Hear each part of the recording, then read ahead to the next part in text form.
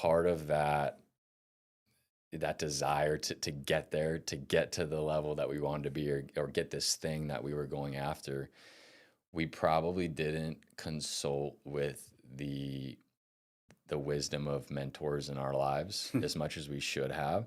Of course, For we sure. we were talking to people and trying to collect some of that wisdom, but we were so steadfast in like, we got to get after this thing. We got to get after it Did now. anyone ever say like, "Hey, dude, like this is a bad idea"? Like, No one ever said that. I okay, would say from that standpoint, like people definitely encouraged us along the way. They wanted this for us, people that we were speaking with at the time, but there was just parts of the process that we should have probably like slowed down a little bit, let them into it a little bit more, and said, "Hey, this is what we're thinking. This is what this might look like if we go for it the way that we're supposed to. What do you think?" And we didn't do that as much as we should hmm, have. So that was a lesson learned the hard way. Now, fortunately for us, those same people who are provide wisdom in our lives have continued to be there for us during yeah, this time. So we've continued to be able to glean that over time. But that was probably the biggest thing. Um, I think the second thing, going into business is one thing, going into it with your spouse is another thing.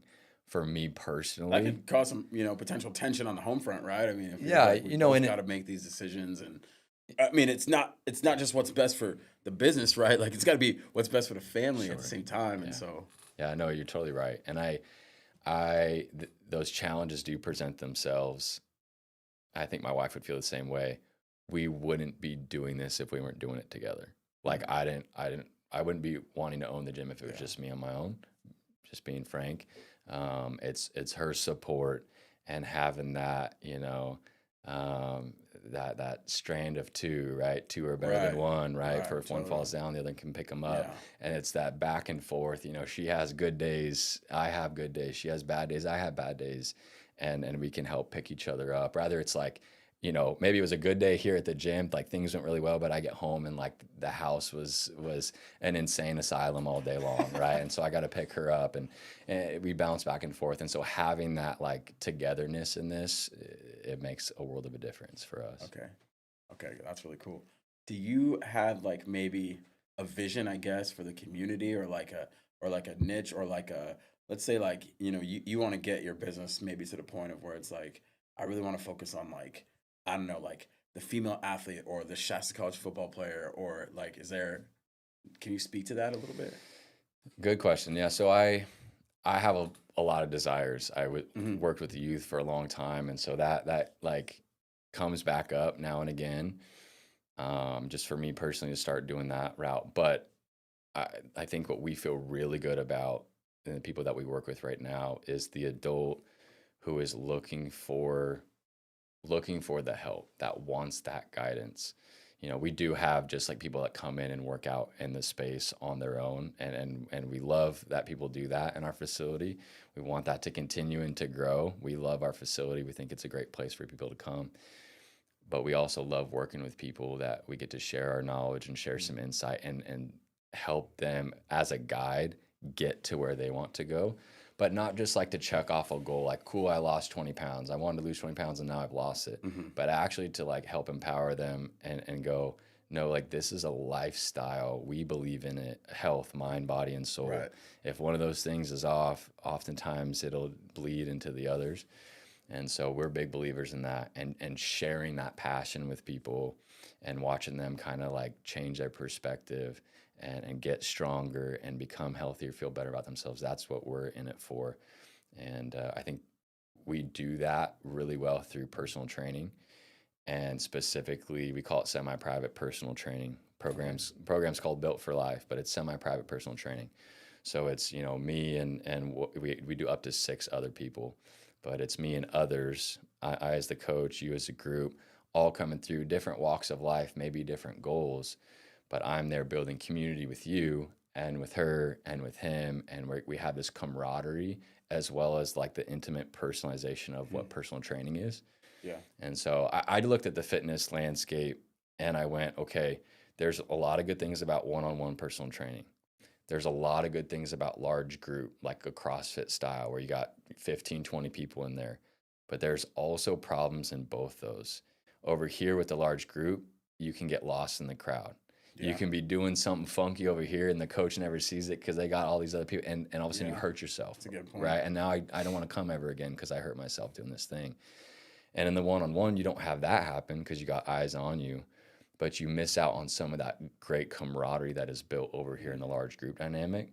So we just went, okay, how can we, mold those two things together? And that's how we landed on, the semi-private personal training. Wow.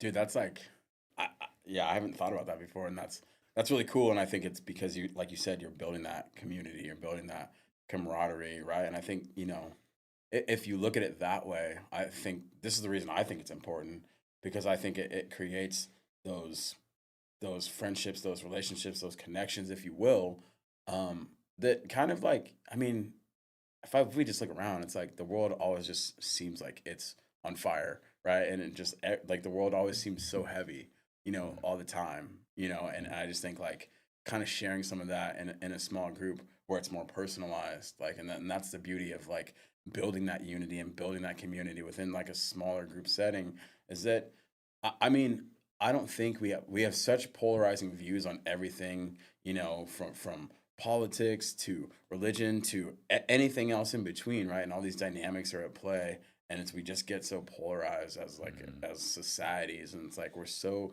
distant and so far away from each other that we miss that opportunity to just like build community. Because here's the thing, right? It's just humans helping humans, and it's just powerful stuff. Because look, instead of me just seeing you as like, some, I don't know, some red hat wearing, Trump supporting, whatever, or like some blue haired, septum piercing, screaming, right? Like if I can just see people as people, right? Like if I can see humans, and we can just have a conversation, right? Like, or we get connected at the gym, and it's like, even though we're from these two opposite spheres of quote unquote the universe, if you will. And I mean, obviously there's different agendas, right? Sure. And people are profiting off of this in a capitalist society, and this just huge division and this divide, and it just seems like it's just getting deeper and deeper and wider, and it's like you'll pull up any social media that you want, and it's like, see, I told you it was their fault, and or see, now I can blame it on them, and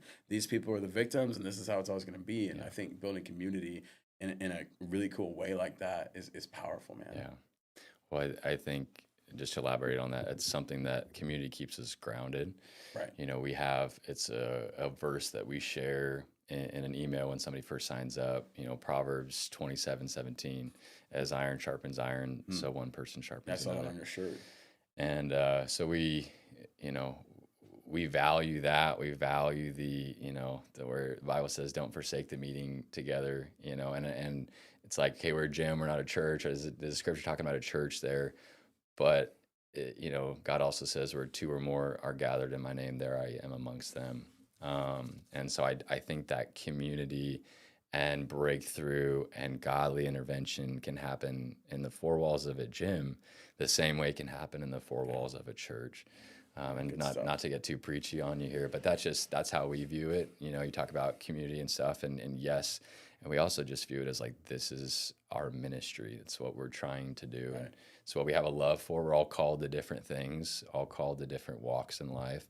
But regardless of regardless of your politic or who you're going to vote for in the next election or whatever, it's like, I show up to the gym and you show up to the gym, right? I show up to my small group training and you show up to your small group training, and like, we're here together, and we're trying to get better. Like, we're just trying to get better. Yeah, exactly. Yeah, that's really cool. I like it. Ryan, tell me like an early specific childhood memory, like maybe like something I could like relive with you. If we were like watching a movie right now, like tell me a good early a good one. I got some funny ones. Whatever I don't one know pops out. I don't know if it's podcast appropriate. Whatever one pops out to you first. Like, I'm not. I'll tell you. No judgment here. I'll tell you a brother's story. My parents would laugh at this, so I can share it. We were like, we actually moved to Redding when I was probably 8. So this is like pre-8. Where'd you guys come from? Sacramento. Okay. We were born in Sacramento. Kings fan over here, unfortunately. Yeah. It's a rough life. I know they can just. I feel like they can just never figure it out. Like, just yeah. Hey, I must like suffering to be a Kings fan, but So we were sitting there and we're playing James Bond on Nintendo 64, right? And he's like sitting in front of me on the ground. I'm like sitting up on the bed. And we had just, I don't know how, like our parents didn't show us Rush Hour, but we had just like watched Rush Hour multiple times. And you've seen the movie, I like love Rush Hour. Chris Rock, hilarious, dropping profanity left and right in that.